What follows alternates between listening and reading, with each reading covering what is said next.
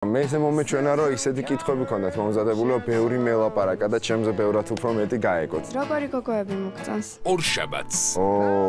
ეს ძალიან რთული კითხვაა. რატომ ისვათ ესეთ რთულ კითხვებს? მაინტერესებს ხარ თუ არა შენი თავით კმაყოფილი? 21 ივნის.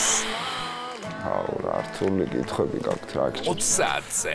ისეთი კითხვები ქონდათ, რაც კონკრეტული პასუხები რო არ უნდა გქონდეს. ვინ არის თქვენი შეყვარებული? ამდენ ბავშვთა გარემოცოში რო ხარ, შენც რაღაც მომენტში ბავშვი ხდები. მინდა გითხრა, რომ მე მგონი ასე кайხანი არ მინერვიულია. თავს ვარიდებ.